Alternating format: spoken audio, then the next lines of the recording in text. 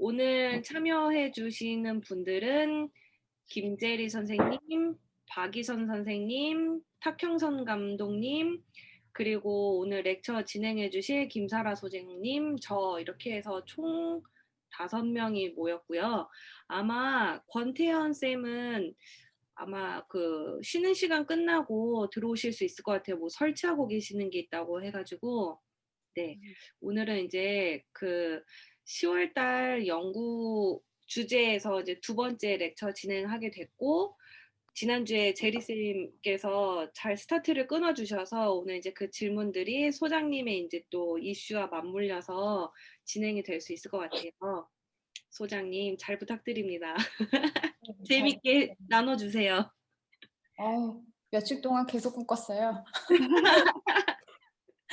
네. 네, 안녕하세요. 다이어곤 리서치 김사라입니다. 저는 오늘 저희가 2018년에 기획을 하고 2019년에 한 6개월 동안 작업을 하고 그리고 이제 올해 초에 발표한 남이 설계한 집이라는 프로젝트에 대해서 말씀을 드리려고 하고요. 이 프로젝트에서 사실 저는 건물을 짓는 건축가임에도 불구하고 공간 전반에 대해서 저희가 이제 건축 작업을 하면서 궁금한 점들을 여러 분야의 예술가와 전문가들과 협업을 해서 작업을 했어요. 제목을 다시 한번 되짚어 보면 건축가는 사실 제가 항상 설계를 하죠, 그죠? 근데 이 프로젝트 이름은 남이 설계한 집이고, 그리고 부제로 이제 The Romance of Many Dimensons라고 해서 여러 차원의 로망 뭐 이렇게 붙여봤어요. 근데 이 가제는 플랫랜드라는 책에서 저희가 좀 차용을 해서 사용을 했습니다. 그래서 일단은 개요를 제가 이미 공유를 드려서 다 읽어보시고 오실 것 같아서 간략하게 조금 설명을 드리자면 한국에서 건축을 하면서 다소 건축가들이 어쨌든 저희든 결과물들이 건물로 나오다 보니까 어떤 구축하는 것에 저희들의 여력이 제한되는 것 같아서 작업하면서 항상 답답함이 있었어요. 건물을 짓는 과정은 짧게는 6개월에서 뭐 큰 프로젝트가 같은 경우는 몇 년 동안 수년에 걸쳐서 진행이 되는데 짓는 과정만큼이나 그 전에 저희가 계획하고 개념적으로 도출했던 그 과정들이 한 번도 예술계나 혹은 건축계 그리고 또 이제 대중들과 만나는 지점이 없는 것 같고 특히 저희 사무실 같은 경우에 궁극적으로 그 무엇을 할 것인가 건물을 짓는 거에 목적이 있다기보다는 결과물로 건물이 나오면 그 건물에서 사람들이 어떻게 경험하고 인식하고 지각하고 그리고 그것이 우리 삶에 어떤 의미를 가지냐를 가지고 작업을 하는 데에서 갈증이 좀 있었던 것 같아요. 그래서 이 프로젝트는 개요에서도 제가 간략하게 설명드렸지만 그런 과정에서 구축하지 않고 어떻게 설계하는가라고 하는 질문이 구축하는 것 이전에 건축가들이 무엇을 고민하는가를 보여주고자 하는 작업이었고 두 번째 실험으로서 첫 번째 실험과 조금 달랐던 점은 건축에서도 저희가 설계 도면을 그리잖아요. 그 설계 도면은 어떻게 보면 건물이 되기 이전의 약속이라고 할 수도 있는데 그 과정을 조금 또 비슷하게 거쳐가면서 어떻게 짓지 않고 하는가를 해보자고 했던 프로젝트입니다. 그래서 이전에 이제 김재리 선생님이 강연해 주셨던 라반의 이론과 그리고 이제 양은혜 기획자님이 같이 고민했으면 좋겠다고 했던 여러 가지 것들을 제가 조금 저희 프로젝트의 성향에 맞게 다시 리워딩을 해봤어요. 첫 번째로 제 관심사에서부터 시작해서 건축가는 당연히 건물을 물리적으로 구축하는 사람이지만 그러면은 그 물리적인 구축 안에서의 공간성을 어떻게 발현하는가 혹은 구축하지 않는 방법으로는 어떻게 설계를 하는가. 이미 도면화되어 있을 때 도면화된 작업이 끝나면 저는 건축가의 작업이 끝났다고 생각은 하거든요. 지어지지 않았지만 그 안에 어떤 세계가 있고 공간이 있고 물질들의 조합이 있고 라고 생각을 했고 그다음에 그러면 그 건축이 어떤 건물로서 대변하는 게 아니라 경험을 발현하는 수단으로는 어떻게 우리가 바라볼 수 있는지 그리고 당연히 그 안 사용자가 사람이다 보니 사람의 몸이 그 공간을 인지하고 지각하는 어떤 자의 역할, 가이드의 역할인 게 저한테는 너무나 당연했거든요. 그래서 저는 무용에 대해서는 전혀 모르는 사람인데 용감하게 '아 그러면 내가 하고자 하는 이 프로젝트에서 안무가가 필요하겠구나.'라고 생각하는 게 저한테는 너무나 자연스러웠던 것 같아요. 모욕의 어벽을 전혀 이해하지 못한다 하더라도. 그리고 나서 그러면 그 공간들을 내가 실제로 짓지 않고 발현하는 데 있어서 그럼 어떻게 설계를 할 것인가. 그냥 단순히 감각적으로 그 현장에서 우리가 스케치 영상을 만들어내는 것이 아니라 그전에 어떻게 우리가 계획하고 그 공간들을 만들어낼 수 있는가. 그리고 마지막으로 공간에서 소리가 어떻게 공간을 발현하는 요소로 사용할 수 있는가 정도를 가지고 오늘 이야기를 하겠습니다. 근데 이 순서로 제가 이제 이야기가 될 것 같진 않고요. 이 프로젝트가 여러 분야의 작가와 예술가들 그다음에 전문가들이 협업을 해서 총체적인 프로젝트이다 보니 여기 좀 섞여 있을 거예요, 이야기들이. 그러니 중간중간 자유롭게 끊어서 질문해 주셔도 좋고 부연 설명 요청해 주셔도 좋을 것 같아요. 저도 이 프로젝트는 올해 초반에 발표를 했지만 이렇게 제가 오랫동안 깊이 다시 타자의 시선으로 이렇게 헤쳐서 분석해 보고 하는 시간이 처음이라 저도 상당히 어렵더라고요. 지금 보시는 화면에서 있는 이 전경이 전시 사진이에요. 결과적으로는 저는 전시가 결과물이긴 했는데 뭐 이건 어쨌거나 결과가 중요하다기보다는 과정 속에서 상당히 유의미했던 프로젝트예요. 그래서 첫 번째 사진에서 보시는 것처럼 이 공간에 저희가 여러 매체들을 사용해서 공간의 경험을 발현하는 것들을 실험해 보고자 했어요. 그래서 첫 번째 방에서는 이제 사운드가 있고 그 옆에 방에서는 그 옆에는 영상이 있고 그리고 밑에서 보는 사진에서는 보시면 사진과 저희가 그 남이 설계한 집이라는 이미 이제 구축되어 있는 콘크리트 건물 안에서의 어떤 공간의 한 시선과 그다음에 그 공간을 경험 가능하게 하는 어떤 가이드가 될 수 있는 드로잉을 같이 전시를 했어요. 그래서 이 각각의 드로잉이나 사진 혹은 영상들이 각각으로서도 공간성을 발현하는 데에 발현하는 어떤 뭐랄까 작업이 될 수 있지만 좀 전에도 말씀드렸듯이 개요에서 제가 이렇게 좀 섞여 있다고 하는 게 그 크로스 체킹하면서 계속 봐야지 저희가 이 프로젝트에서 무엇을 얘기하고자 하는지를 이해할 수 있게끔 의도적으로 전시를 작업의 과정과 결과를 준비를 했었습니다. 그래서 이 프로젝트 조금 더 구체적으로 설명드리자면 남이 설계한 집이라고 제가 명명했던 이유가 너무나 명확해요. 저희는 이 프로젝트에서 아무것도 실제로 짓지 않았어요. 대신에 버려져 있는 구조물을 찾아서 그 구조물은 익명의 어떤 건축가가 설계한 것이고 그 안에서 저희가 재해석한 공간들을 사람의 몸을 통해서 다른 시선을 설계하는 과정을 어떻게 보면 건축에서는 굳이 리모델링이라 생각하고 작업을 했습니다. 근데 그 리모델링의 과정인 사람의 몸으로 뿐만 아니라 사운드 아티스트와 협업을 통해서 그 공간의 소리를 어떻게 채집하고 재해석하고 그 공간에서만 나올 수 있는 소리들이 무엇인지도 함께 고민을 했습니다. 그리고 굳이 남이 설계한 집이라고 이제 꼭 제가 이야기했던 이유는 남이 설계한 집이지만 결국에 저희가 이제 설계한 것이 덧입혀져 있다는 것을 어떻게 보면은 단어적으로 강조하고 싶었거든요. 근데 그 안에서는 건축가는 무엇을 지어야 되는데 결국 저희는 실제로 어떤 건축적 장치를 하지 않았기 때문에 더 그 부분을 강조해서 이야기하고 싶었던 것 같아요. 이것도 전시 전경인데 그래서 어떤 이 구조체에서 버려진 구조체에서 한 공간을 재해석할 수 있는 시선을 영상으로도 다양하게 담았지만 사진으로도 특정 시선을 저희가 담고 그리고 그 공간을 어떻게 바라봐야 하는지를 이 중간에 있는 지금 드로잉으로 저희가 이제 어떻게 보면은 건축 드로잉은 실제 건물을 만들어지는 것을 그리는 설계 도면이라고 한다면 이 드로잉 같은 경우에는 이때는 제가 어떻게 이 드로잉을 명명해야 될지를 잘 열려 있는 상태였고 사실 지금도 명확하게 이게 어떤 드로잉이다라고 말하기 조금 어려운 지점 제 머릿속에 복잡한 지점이 있는데 그 현명석 선생님의 저희 작업에 대해서 비평글을 써주셨거든요. 그래서 그 글을 읽고 좀 정리를 해보니까 어떻게 보면 이거는 경험 표기 체계가 아닌가. 그러니까 일반 건축 드로잉 같은 경우가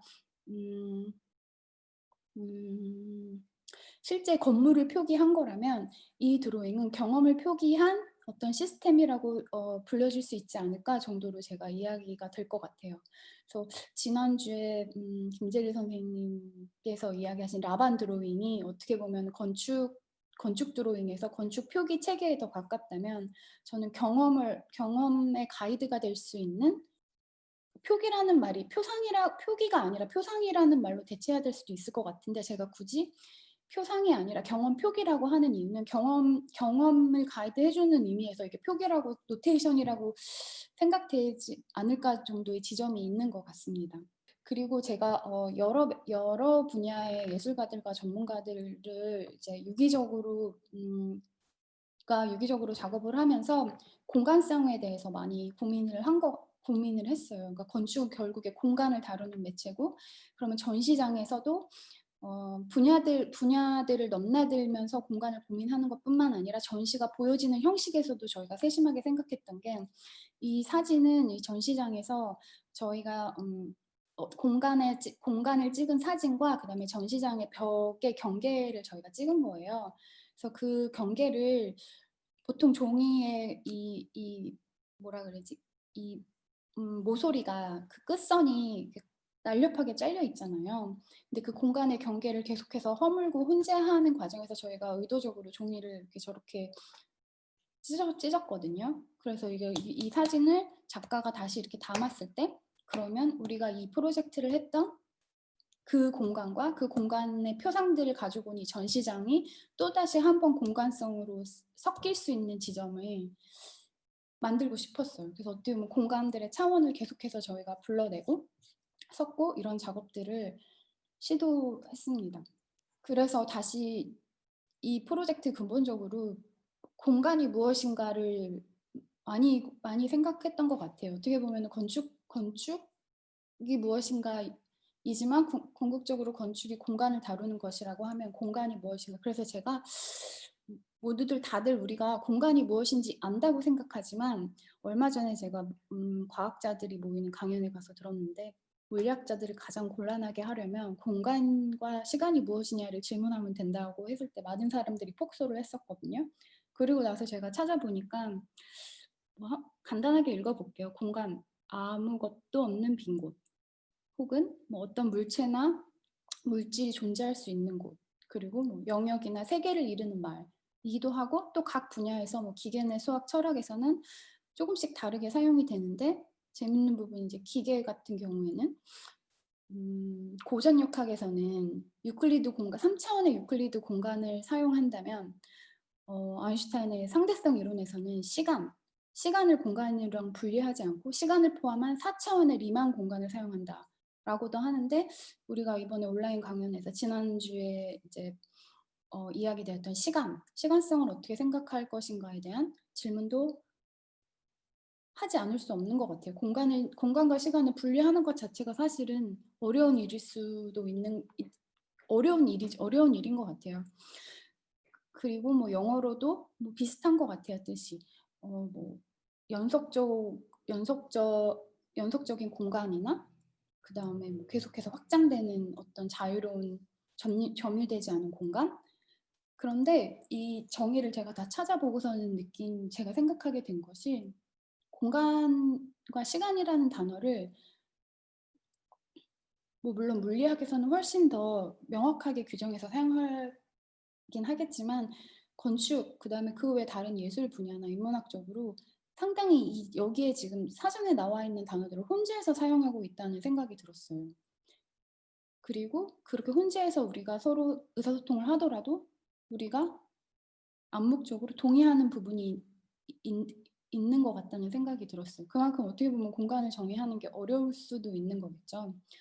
그리고 나서 저희가 이번에 하는 워크숍을 생각을 해보니, 좀 온라인 공간을 무엇인지를 정의할 수도 있지만 우리가 공간이 무엇인지에 대한 인식도 정확히 없는데, 온라인 공간을 하기 이전에 공간에 대해서 근본적으로 생각을 해보면 어떻게 보면 이 프로젝트가 상당히 유의미할 수 있겠구나라는 생각이 들었어요.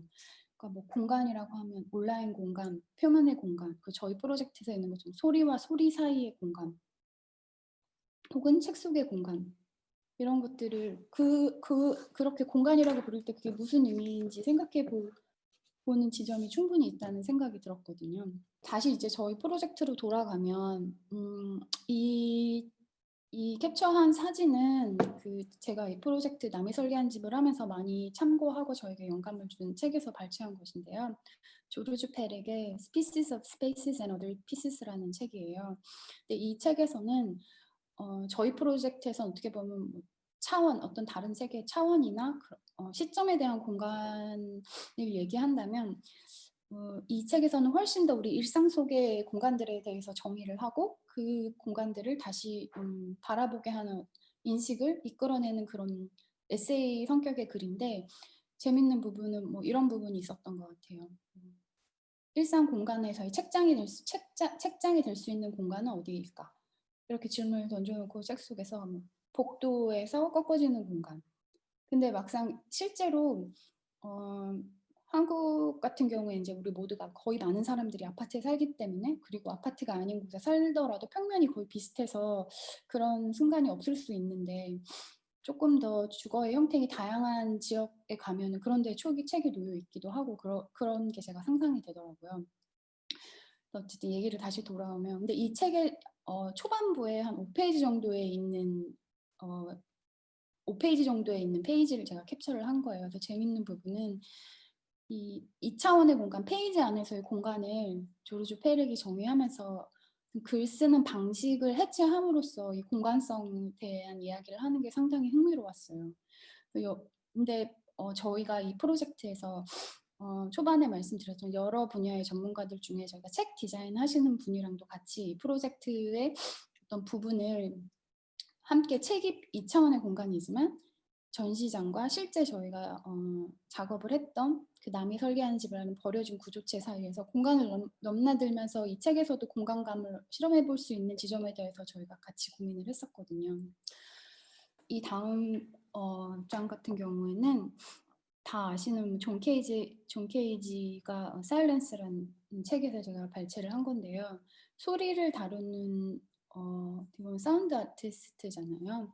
소리를 다루는 사람도 본인들의 생각들을 정리하는 데 있어서 있던 어떤 글자와 글자 사이의 공간, 그리고 또 4분 34초 다 아시죠? 거기에서도 그 연주를 하다가 중간에 멈춰서 그 멈춰진 그 순간은 시간인데 거기서 또 음악에서의 공간감에 대한 이야기를 하고 이런 부분들이 저희 프로젝트에서 전반적으로 이렇게 같이 혼재되어 있는 것 같아요.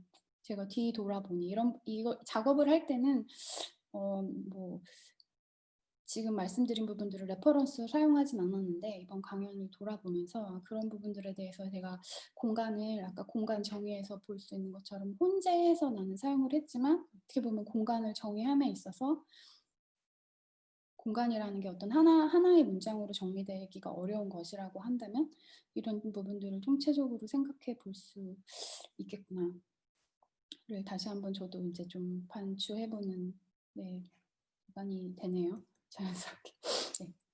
저희 프로젝트로 다시 돌아가서 이 사진은 이제 제가 버려진 그 건물의 지붕 사진이에요. 지붕 사진인데 그러니까 저희 프로젝트에서 양은혜 기획자님이 저한테 해주셨던 질문이랑 정확한 질문이 제가 질문 중에 제가 질문을 생각하면서 이 사진을 준비를 했는데 어떻게 보면은 저는 남이 설계한 집 자체를 보여주는 데는 이 프로젝트에서는 전혀 중요하지가 않고 오히려 지난주에도 김재일 선생님이랑 얘기 나눴는데 저는 그 구축된 공간을 해체해가면서 새로운 또 공간을 재구축하는 그런 작업의 프로젝트라고 말할 수 있을 것 같아요. 그래서 이 건물을 저희가 답사를 하고 드로잉을 다 그리긴 그렸습니다. 이 첫 맨 위에 있는 게 이제 단면도고요. 밑에가 쭉 이제 층별로 평면도거든요.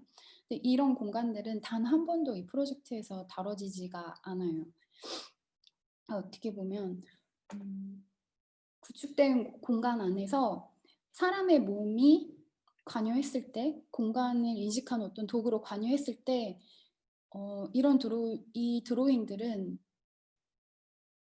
별로 의미가 없다고 생각을 했어요. 건물을 짓는 사람들한테는 어떤 구축하는 어떤 틀로서는 작동을 하지만 이 건물이 지어지고 난 다음에는 이 드로잉이 어떤 의미도 가지지 않는 것 같거든요. 그리고 제가 건축 공부를 하면서 항상 느꼈던 건 건축가가 결과적으로 만들어내는 아웃풋은 실제로는 드로잉 과정까지예요.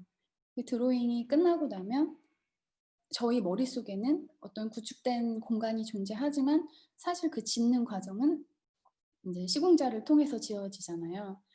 근데 그 지점이 그 여느 다른 분야의 예술과 상당히 다른 점이라는 생각도 했어요. 다른 분야에서는 그 드로잉이나 스케치가 결국에는 그 작가에 의해서 이제 완성되는데 반하여 건축가는 드로잉이 결과물로 나오는 것. 그런데 그럼에도 불구하고 이 드로잉에서 표기하는 것은 궁극적으로 사람이 어떻게 경험하는지는 빠져 있는 거죠. 그래서 저희가 이 프로젝트에서 했던 드로잉들은 왼쪽에 있는 건 실제로 이 건물의 공간감을 보여준다고 할 수도 있겠지만 그런 드로잉이고, 저희가 이 프로젝트에서 이제 궁극적으로 결과물로 나오겠는 드로잉들은 오른쪽에 있는 드로잉들이에요. 그래서 표상은 아닌 것 같고, 제 생각에는 이 드로잉들은 아까 초반에도 말씀드렸지만 경험 표기 체계 정도로 지금 현재까지는 제가 이야기할 수 있는 지점이 있다고 생각을 합니다. 그래서 이 부분들은 지금 4개의 공간에 대해서 제가 이야기를 할 건데, 한 씬별로 조금씩 보여드리면서 구체적으로 설명을 드리도록 할게요. 그래서 되게 재밌었어요, 지난주에. 김재리 선생님이 보여주시는 그 드로잉, 그러니까 안무를 짜기 위한 그 드로잉들, 어떻게 보면은 저한테는 드로잉이라기보다는 그러니까 아웃풋은 드로잉인데 음악의 악보같이 생각이 됐거든요. 이런 와중에 이제 저는 이게 느슨하게 이게 어떤 공간 경험 가이드입니다라고 끝난 시점에서 이제 추후에 현문 선생님이 저희 작업에 대해서 이제 비평글을 써주시고, 그리고 이번에 좀 스터디를 하면서 찾아보니까 이 건축하시는 분들이 딱 보면 아시는 유명한 미스 반데로의 드로잉이거든요. 미스 반데로가 1925년에 했던 5개의 드로잉 중에 하나이고요. 그 드로잉을 간결화한 건데, 이 프로젝트는 브릭하우스라는 프로젝트의 이 드로잉은 브릭하우스라는 프로젝트의 평면도예요. 근데 이 전 페이지에서 보는 왼쪽에 보통 건물을 표기하는 방식과는 상당히 다르고, 어떻게 보면 저희가 했던 드로잉과 조금 더 닮아 있는 것 같아요. 여기에서 이 브릭하우스라는 건물은 실제로 지어지진 않았고 5개의 계획안 중에 하나인데, 지금 현재까지도 실제 드로잉은 다 손실이 되고 블루프린트로만 이렇게 2장의 드로잉이 남아있다고 해요. 그래서 많은 정보를 알 수 없지만 이 드로잉이 상당히 건축계에서 그 시절에 이제 드로잉 방식에 대해서 센세이션을 일으켰고, 오랜 시간 동안 계속 비평적으로 화제가 된 드로잉이라고 해요. 그 이유가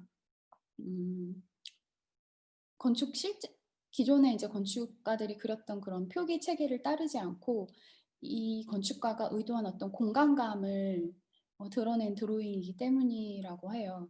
그래서 이 건물은 프랭크 로이드 라이트가 어떤 시작과 끝이 없고 계속해서 팽창하는 그런 공간을 생각하면서 이 주택에서도 그런 경험을 극대화하는 것이 중요하다라고 생각해서, 제가 생각하기엔 개념도라고 할 수도 있을 것 같거든요. 그래서 이런 선례가 사실 저는 작업할 때는 몰랐는데 작업하고 나니 이제 이런 선례가 당연히 있었겠죠. 그래서 이런 드로잉들이 있어서 좀 저희가 한 것들은 어떻게 보면 뭐 많이 서리일 수도 있으니 같이 비교해서 보여드리면 조금 이해가 될 것 같아서. 왜냐하면 경험 표기 체계라는 말도 되게 이상하잖아요. 그래서 가지고 와봤습니다. 네. 그리고 오늘 자세하게 말씀은 못 드릴 것 같고 저도 아직 충분히 소화가 되지 않은 텍스트이긴 하지만 양은희 기획자님한테는 이야기를 했는데, 최근에 현명 선생님이 내신 책 중에 건축 표기 체계라는 책에 로빈 에반스와 그다음에 소니 바프나라는 사람이 건축 드로잉이 작동하는 방식 그리고 건축의 투사라는 제목으로 이 건축 드로잉들에 대한 이야기를 조금 더 구체적으로 쓴 에세이들이 있거든요. 그래서 그 부분들도 나중에 이제 계속 워크숍 해 나가시면서 한번 읽어보시면 도움이 될 것 같아요. 제가 한 얘기들을 조금 더 학술적으로 아주 잘 적어놓은 에세이입니다. 네. 그래서 저희 프로젝트를 그러면 이제 조금 더 자세히 설명을 드려볼게요. 뭐 앞에 장황하게 두서없이 이런저런 이야기를 했는데 그런 것들을 고민하면서 이제 시작이 됐고, 그래서 공간 찾기, 공간이 무엇인가, 그리고 남이 설계한 그 구조체에서 그러면 나의 시선으로, 우리의 시선으로 재구축할 수 있는 공간감들은 어떤 것들이 있을까 했을 때 제가 추출했던 공간들이에요. 뭐 수없이 많이 있을 수 있을 것 같아요. 그거는 어떤 장치를 만드냐에 따라 결국에 그 장치가 제가 생각하는 설계하는 지점이라고 생각을 하는데요. 따라 이런 다양한 공간감들을 추출할 수 있을 거라고 생각을 했고, 실제로 저희가 이제 촬영 영상이 한 20분 정도의 영상으로 저희가 아웃풋이 나왔는데, 그 영상 안에는 이 지금 4개의 하이라이트된 공간감 말고 다른 것들도 함께 다루고 있는데, 오늘은 이 4개의 공간감에 대해서 조금 설명드리고, 앞에서 제가 두서없이 얘기한 것들을 어떻게 제가 실제로 구현을 하려고 시도를 했는지를 앞으로 설명드리도록 하겠습니다. 그래서 이 첫 번째 이제 플래튼 스페이스라고 해서 제가 제목을 붙여봤는데, 납작한 공간이죠. 그래서 이 사진의 시간대가 한 11시에서 한 1시까지 그 정도에 있는 시간이에요. 네, 이쪽 면에서 이렇게 바라보면 지금 제가 움직이는 혹시 커서 보이시나요? 화면에서? 네. 이렇게 빛이 여기까지 드리워져 있잖아요. 근데 이 빛은, 이 위에 이 보 라인의 끝에서 빛이 끝나서 이 지점까지만 있고 나머지는 그림자가 형성이 되는 거죠. 근데 우리가 같은 시간대에 시선을 바꿔서 이쪽으로 돌아가면 이 보 라인 때문에 생긴 이 그림자가 어느 순간에 이렇게 대각선을 이루면서 현장 갔을 때 이제 제가 발견한 순간인 거거든요. 하면서 이 공간이 기둥들 때문에 상당히 3차원적이고 깊이감이 있는 공간인데, 저한테는 이 공간이 납작하게 되는 이 사선이 더 강하게 보이는 이 경험을 저희가 발견을 했어요. 그런 그런 공간감이 존재한다고 생각을 했고, 이런 순간을 모든 사람이 볼 수 없지만 설계자가 의도를 가지고 이 순간을 어떻게 보면 더 강제적으로 건물을 설계했을 때 동선처럼 어떻게 할 수 있는가를 저희가 고민을 해봤거든요. 그래서 이때는 공간에 존재하는데 어떻게 보면은 이때까지는 상당히 추상적이라고 생각을 했어요. 그런데 사람의 몸이 여기에 개입하게 되면 물론 요즘에는 2m 장신도 있지만 그래도 우리가 나의 몸이 세상을 바라보는 가장 기본적인 도구이기 때문에 사람의 몸이 관여하게 되면 훨씬 더 이게 현실화돼서 공간을 지각할 수 있겠구나 라는 생각에서 사진이 뒤에 나오네요. 네. 생각을 했고, 그리고 그러면 이 공간감을 어떻게 드로잉으로 설계를 할 것인가, 드로잉에서 어떻게 이야기될 수 있는가를 고민을 해서 저희가 그린 이 공간에 대한 드로잉은 이렇게 보여지는데요. 이 작업을 하면서 각 공간감별로 저희가 이렇게 좀 스토리 간략한 이제 문장도 써봤거든요. 스토리를 만들어 봤거든요. 그래서 이거 읽고 드로잉에 대한 설명을 드릴게요.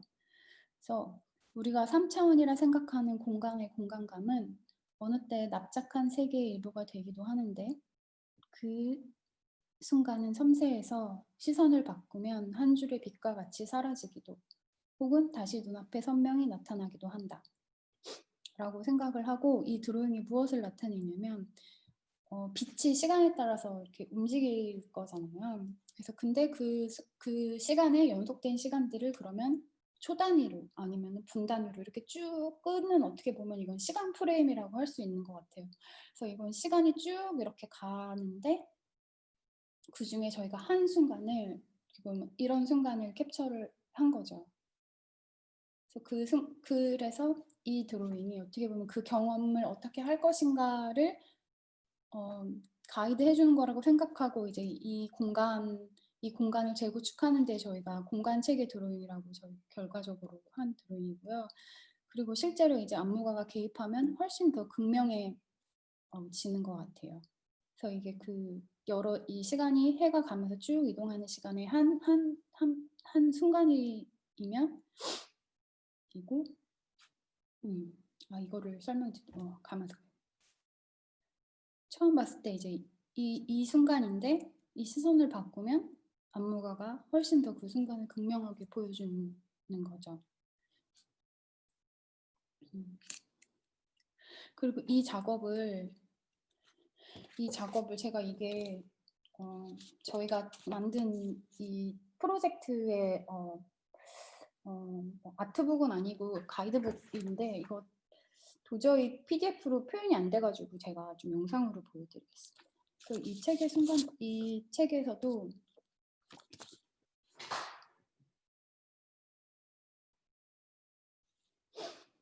저희가 생각하는 이 납작한 공간의 페이지를 만들고 그리고 이 책의 공간의 2차원이잖아요. 근데 저희 이제 전시를 보러 오는 분들이 입체적으로 그럼 이 공간감을 어떻게 경험할 것인가를 이 책의 모든 순간의 페이지들이 함께하지 않고 엽서로 따로 제작해서 이런 식으로 저희가 제작을 했습니다. 그래서 이 사진과 그다음에 이제 영상에서는 이 지금 설명드린 이 플래튼 스페이스가 더 뭐라 그래야 되지? 더 연속적으로 보여지고 그다음에 책에서도 이런 식으로 이렇게 만나는 이런 지점을 저희가 생각을 해봤어요.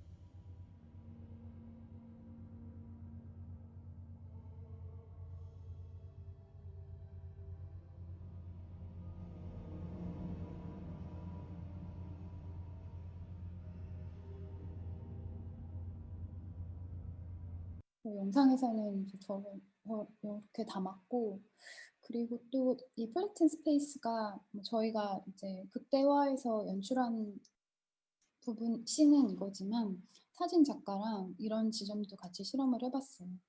눈썰미가 좋으신 분들은 알아차리셨을 수 있을 텐데 거의 건축가들에게만 보면 이 이제 남이 설계한 집에 대한 정보가 저희가 전혀 없었거든요. 근데 가서 보니까 대부분 다 이제 기둥이 직각기둥으로 돼 있는데 중간에 있는 부분만 동그란 기둥인 게 세 군데가 있더라고요. 근데 그러면서 뭐 이건 여담이긴 하지만 저희가 유출한 거죠. 이 공간이 뭔진 모르겠지만 어쨌든 저 동그란 기둥이 있는 부분은 기둥이 노출되는 부분이구나. 나머지는 감싸지는 거구나. 뭔가 사람들이 모이는 공간이구나. 뭐 이런 거를 저희가 그냥 유추하면서 좀 재밌다는 생각도 했었고요. 이건 여담이고 여기로 돌아가서 기둥과 똑같은 것 같아요. 기둥과 기둥 사이에는 분명히 거리감이 있는데 그거를 사진 작가가 어떻게 바라보게 할 건지 의도적으로 저희랑 같이 기획을 하는 게 저는 설계 작업이랑 유사하다고 생각을 했고 이런 순간을 캡처해보고 이런 것들이 이제 책 속에서 저희가 같이 책 속의 그 페이지를 제가 추출을 해온 거예요. 어떻게 아직 설명돼야 될지는 모르겠지만 기둥과 기둥 사이의 공간 또 어떻게 보느냐에 따라 다를 수 있는 것 아닌가, 어떻게 그 공간을 재구성하느냐에 따라 다르게 경험될 수 있는 거 아닌가 정도를 생각하면서 작업을 한 겁니다. 두 번째 공간은 스페이스 미디엄이라고 해서 공간의 어떤 매질, 매개체, 매질 정도로 생각하면 될 것 같아요. 그래서 공간이 첫 번째 이제 제안 같은 경우에는 어디에서 어떻게 어느 순간을 바라보느냐에 대한 이야기면, 두 번째는 공간에서 그 공간을 이루는 매질이 달라지면 그 공간감이 공간이 완전히 다른 공간이 될 수 있다고 생각을 했어요. 그래서 이것도 저희가 짧게 이야기를 써봤는데 한번 읽어보겠습니다. 매질의 상태가 달라지면 바다가 구름이 되고 구름이 강이 땅이 된다. 공기의 온도가 달라지면 한 공간은 열대우림에서 남극까지 극명하게 다른 공간의 성격을 띠게 된다. 벽의 높이나 재질보다 공기가 먼저 인간의 오감에 영향을 줄 거라는 것은 의심할 여지가 없는 공간과 인간의 경험 간의 즉각적인 관계이다. 그렇게 저희가 생각을 해놓고 이 두 사진은 같은 공간을 다른 시간대에 저희가 촬영을 한 거거든요. 물론 실제로 물리적으로 저희가 매질을 바꿀 수는 없어요. 지구에서는. 공기인데 그렇다면은 빛의 조건이 달라질 때 그 공기의 습도가 달라지면 무게도 달라질 거고, 그렇게 되면 그 빛의 산란으로 인해서 공간감이 다른 것을 그러면 저희가 할 수 있는 거에 착안을 해서 촬영을 한 거고요. 그리고 물론 이제 어떤 재질로 되어 있는 공간에 따라 또 그 공간감이 당연히 다르겠죠. 그리고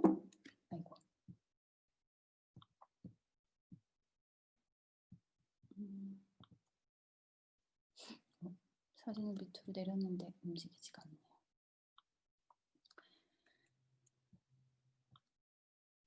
그리고 나서 이제 이 공간에서 사람의 몸이 개입함으로써 그러면 여기가 뭐 물의 공간이라고 생각하고 움직임을 한번 만들어 보자 해서 이제 안무가가 여러 동작을 한 거를 저희가 좀 추출을 해봤고요. 이 안에서 어떻게 보면 이 부분은 저도 아직도 여러 가지 생각이 있는데 이렇게 이제 선적으로 처음에는 움직임을 추출을 했고요.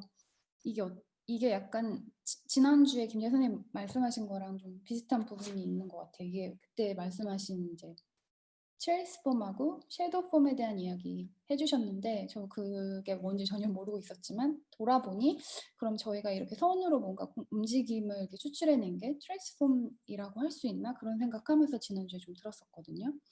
근데 저희는 이게 그냥 어떤 선적인 게 아니라 결국에 움직임이 연속적이니까 이런 면을 만들어낸다고 생각을 했거든요, 공간에서. 그리고 이 매질과 이제 인간이 뭔가 계속 저항하는 것들이 그러면 여러 동작을 통해서 나타났을 때 이렇게 그 면을 만드는 그 공간들이 이게 겹쳐지는 부분이 분명히 있을 것 같고 3차원 공간에서 더 많이 이제 겹쳐진 부분이 진하게 나타나는 부분이 있겠구나. 그러니까 그게 물이든 공기든 어떤 공간이든 그 매질 때문에 더 이렇게 중심이 돼야 되는 어떤 몸의 축이 가장 진한 부분이지 않을까를 생각을 하면서 이 드로잉을 저희가 했거든요. 그리고 나서 이제 설명을 드리려고 제가 도식화한 건데 뭐 3개 정도의 동작을 추측했지만 많은 동작들이 추출됐을 때 어떤 가장 진한 부분이 만들어질 거라고 생각을 했어요. 그래서 이 매질 드로잉은 이 드로잉이 어떻게 보면 경험 표기 체계의 드로잉이 될 수 있지 않을까 정도로 생각하고 작업을 했고요.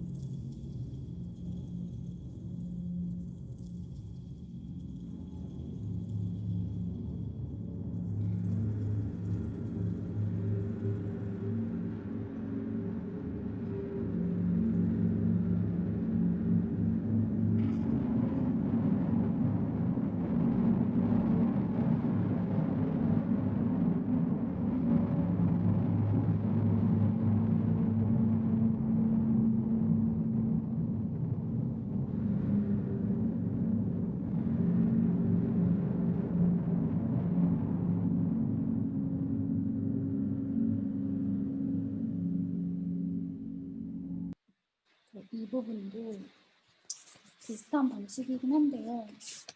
책에서 모든 거를 다 담으려 하지 않고 이 책이 좀 공간으로서 더 입체감을 갖기 위해서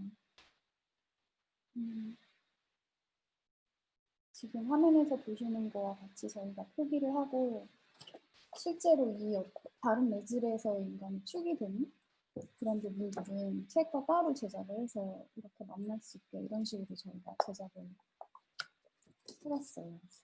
그리고 아까는 설명 안 드렸는데 뒤에 이게 포스터인데 이 부분에서도 이제 제목을 쓰면서 그 매질 부분이 이렇게 잘려 나간 부분에 글씨가 밀리면서 타이포에서도 좀 공간감을 만들어내서 저희 결과적으로는 전시지만 이 전시에서 저희 작업을 경험하시는 분들이 지속적으로 여러 매체를 통해서 어떻게 계속 공간을 만들고 본인들이 저희가 재구축해 놓은 것을 계속 다르게 또 해석하고 이런 장치들을 저희가 계속해서 만들려고 시도를 했어요. 세 번째 공간은 스페이스 액세스라고 해서 축에 대한 이야기인데요. 첫 번째의 플래튼 스페이스라 조금 비슷한 겹치는 부분도 있어요. 그러니까 플래튼 스페이스는 근데 그 공간 안에서 그 빛으로 인해서 이렇게 납작하게 되는 순간에 대한 이야기를 그 세계를 저희가 구축을 한 거면 이 부분은 공간 자체를 어디서 어떻게 바라볼 거냐. 그리고 이제 실제로 이게 가능했던 부분은 저희가 카메라라는 이제 영상이라는 매체를 사용하니까 이 카메라의 앵글을 돌려가면서 이제 만들 수 있는 그런 어떤 실제로 존재하지만 상상 속의 경험일 수밖에 없는 공간감이기도 하거든요. 그래서 이 공간과 이 공간이 같은 공간이에요. 근데 여기에 이제 사람의 몸이 어떤 도구로서 개입을 하게 되면 추상적인 두 공간에서 훨씬 더 극명해지는 거죠. 어떤 공간인지. 그런데 제가 설명을 드리지 않아도 다 보시면 아시겠지만 사람의 몸을 도구로 사용하되 저는 사람의 몸을 저희가 재구축한 그 공간감을 발현하는 데 사용했기 때문에 어떻게 보면은 안무가는 중력이나 그리고 실제로 이 몸을 쓸 수 있는 거와는 다른 방식으로 계속해서 이제 안무를 만들어 갔어요. 그래서 이 공간감을 이 공간감 혹은 경험을 어떻게 그러면은 드로잉으로서 표기할 것인가는 이 드로잉으로 저희가 설명을 하려고 해봤는데요.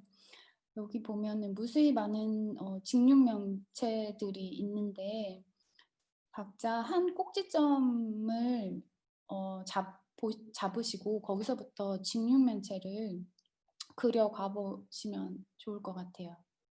제가 설명을 드리기보다는 3개 정도의 직육면체를 그리셨으면 그 다음에는 처음에 이제 중심이 됐던 꼭지점이 아닌 다른 꼭지점을 중심으로 직육면체를 한 번 또 만들어 가보시면 좋을 것 같아요. 그렇게 되면 내가 어느 꼭지점에서 시작했느냐에 따라서 이 직육면체들이 형상이 달라져요.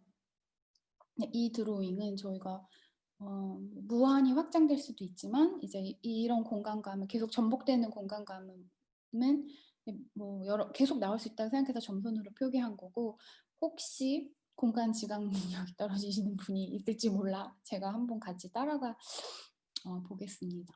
일단 여기에서부터 시작을 해볼게요. 그러면은 이 공간이 이렇게 직육면체가 입체적으로 보일 수 있잖아요. 그쵸? 그리고 나서 이 공간을 가면 얘도 입체적으로 보일 수 있겠죠. 그쵸? 근데 다시 반대로 다시 시작해 보겠습니다. 여기서부터 시작을 해볼까요? 그러면 이 공간은 아까는 입체였을 텐데 평면이 되고, 이 평면에서 또 이런 직육면체가 생길 수 있겠죠. 하나의 직육면체도 같은 것 같아요. 여기 이 지점을 꼭지점으로 보면 이 부분이 가장 튀어나온 공간이라고 생각을 하고 공간을 보면 이렇게 튀어나와 있는 공간인데, 다시 이 꼭지점에서 이게 가장 나와 멀리 있는 공간이라고 생각하고 보면 여기는 들어가 있고 이 꼭지점이 더 나와 있고, 이런 현상이 있을 수 있죠. 잘 안 되고 있나요? 네. 어쨌든 이런 식으로, 그래서 이 작업을 하면서 이런 질문이 있는 거예요. 공간이라는 게 지난주에 양은혜 기획자님도 이야기했었는데, 공간이라는 게 어떻게 보면 존재하는 게 아니라 인간의 이 모든 이 신경과학에서 인간이 만들어낸 어떤 그런 추상의 대상인가? 이런 생각을 저도 안 하지 않았던 것 같아요. 그래서 저희가 다른 건축가들보다 인식이라는 단어를 저희 작업에서 많이 쓰기도 해요. 감각도 길러지는 거지만 인식이 그걸 어떻게 인식하게 하느냐가 어떻게 보면은 더 그 공간을 똑같은 걸 경험해도 각자 다른 기억을 가져가게 할 수 있는 건 아닌가라는 생각을 사실 저는 좀 많이 하게 되거든요. 네, 그거는 사견이라 또 넘어가겠습니다. 그리고 마지막으로 이제 4번째 공간인데요. 여기는 계단 공간이에요. 그래서 사진 작가랑 일단 이 계단 공간을 어떻게 재해석해서 담을 것인가를 작업을 했었고요. 이 부분이 지금 공간이 상당히 왜곡해서 보이지만 사실 사진에서는 저희가 그러니까 영상에서는 앵글을 돌리면서 좀 중력과 다른 방향으로 실험을 해본 반면에 사진은 보이는 그대로에서 다른 관점으로 공간을 저희가 포착해 보려고 계속했고요. 여기가 이제 이 부분이 계단이고, 이 부분은 이 계단의 윗부분의 계단 참이에요. 그 부분이 겹쳐지면서 이 공간이 경계가 우리가 보통 생각하는 그 계단의 공간감이 이제 약간 무너지는 거죠. 그리고 계단이라 함은 일단 계단의 공간의 특징 자체가 수직 상승하는 공간이잖아요. 그리고 수직 상승하는데 똑같은 어떤 반복된 패턴을 통해서, 반복된 공간감을 통해서 한 발 한 발 올라가는 공간을 통해서 경험을 하는 그런 공간이잖아요. 근데 위에서 이런 식으로 이제 저희가 포착을 하게 되면은 뭐 어디가 위고 아래인지 불분명한 순간이 분명히 있어요. 왜냐하면 그게 왜 가능하냐면 반복된 패턴으로 형상으로 이루어진 공간이기 때문에. 근데 여기에 저희가 사람을 개입하게 되면 이제 위아래가 생기는 거죠. 사람의 이 몸으로서.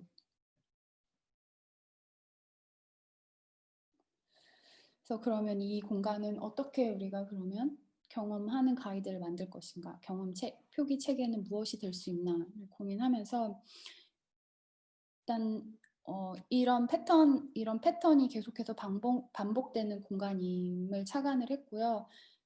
계단은 계속해서 이렇게 올라가고 내려가고 하는 게 항상 같은 경험의 반복에 여러 공간 중에서 특히 계단실이라는 그 공간이 그런 특징이 있다고 생각을 했거든요. 그래서 그 패턴들을 무수히 이렇게 따라가다 보면은 나중에는 그 공간에서 완전히 왜곡된 어떤 제3의 다른 공간감이 생길 수 있음을 저희가 그러니까 의미하고 싶었어요. 공간의 경험에서는.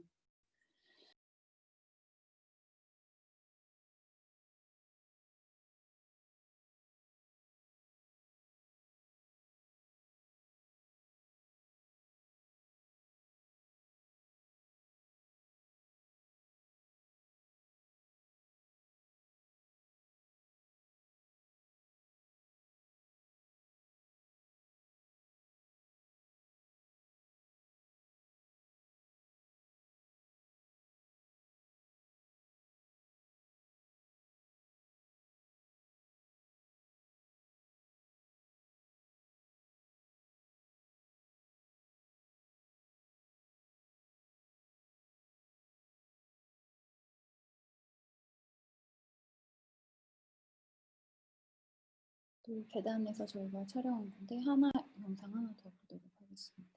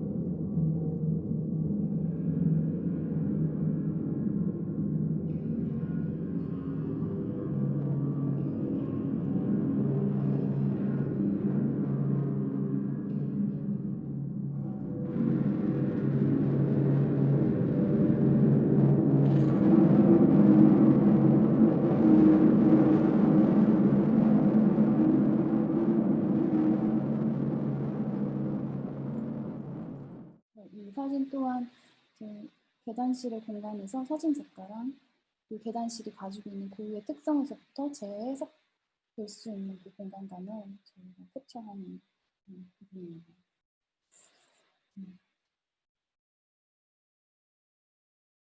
여기까지가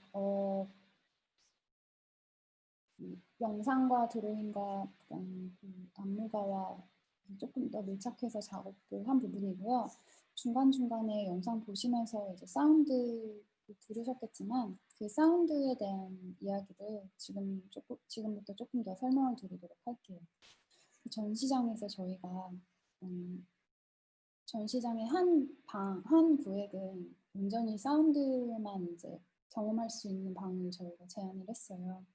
근데 이 사운드 작업을 저희가 어떤 식으로 했냐면 이제 세 가지 사운드 작가님이랑 공간에서의 소리가 무엇인가 그리고 소리를 통해서 어떻게 공간감을 경험하게 할 것인가에 고민하던 중에 세 가지를 생각을 했는데 그 세 가지가 아마 사운드 하시는 분들은 아주 가장 기본적인 거 다 아실 거라고 저희 사운드 작가님 저한테 눈에 몇 번 말씀하시긴 했는데 impulsive responsive이라는 방법을 하나는 사용을 했고요. 그다음에 Foley sound effect, 그다음에 field recording 이렇게 세 가지를 통해서 저희가 남이 설계한 집에서 이 공간감을 소리로 재구축하는데 방법인데 첫 번째 그 impulse and response 같은 경우에는 어떤 거냐면요. 일단은 먼저 소리를 한번 들어보실게요. 이 세 가지 방법이 저희가 이 영상 작업을 하는 데에 만든 음악의 이 기본 소스가 되는 방법들인데요.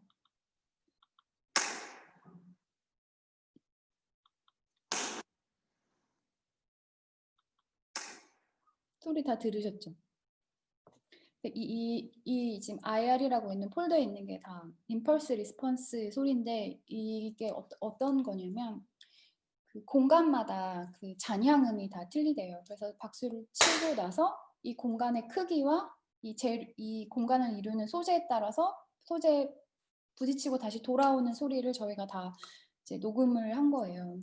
그래서 이제 저희 남이 설계한 집에 계단실도 있을 것 같고 1층, 2층 이런 공간들에서 그 소리를 다 추출을 해서 그럼 그 소리가 무엇을 의미하냐면 정확히 말하면은 그 소리라기보다는 그 파동이라고 하더라고요. 그래서 소리를 내고 돌아오는 것까지의 그 파동을 이제 추출을 한 건데 그것은 결국에는 그 공간에서만 만들어질 수 있는 어떤 파동인 거죠. 그 공간을 그래서 그런 식으로 이제 이 공간을 그럼 대체할 수 있을 거라고 저희가 생각을 했고, 근데 이게 이런 방식이 결국에는 그 장소의 그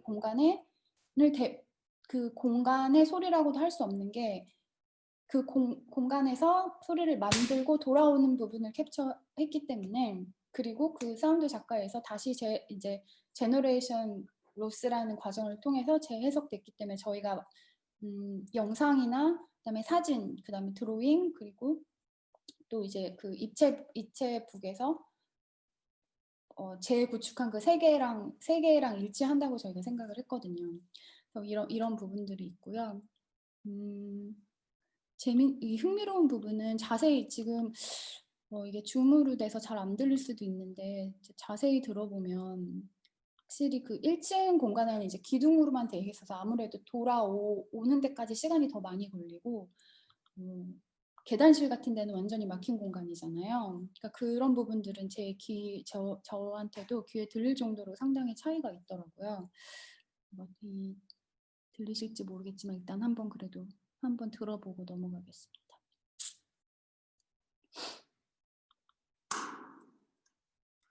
아까보다는 확실히 좀 탁한 소리가 나거든요. 이 도구로는 저희가 풍선을 사용해서 풍선을 터뜨리는 과정을 통해서 잔향을 수집을 했어요. 그리고 이제 두 번째로 폴리라는 건데 폴리는 영화에서 많이 사용하는 사운드 이펙트라고 해요. 그래서 이 건물이 오랫동안 방치됐다 보니 다양한 재료나 이제 그 흔적들이 쓰레기들이 있었고 그런 것들을 저희가 이제 마찰시켜서 소리를 이제 수집을 한 작업을 또 했거든요.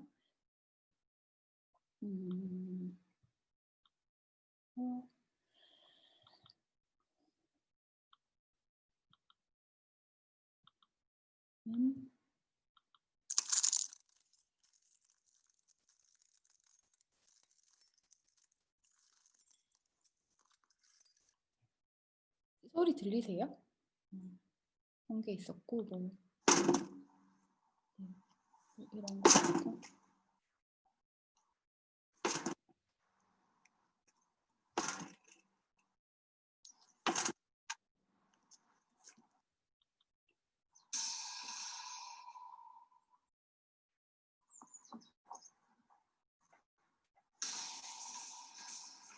엄밀히 말하면 폴리는 그 잔향음이랑 impulse and responsive랑 그다음에 이 각각 그 공간에서의 재료들의 소리가 같이 있는 거겠죠.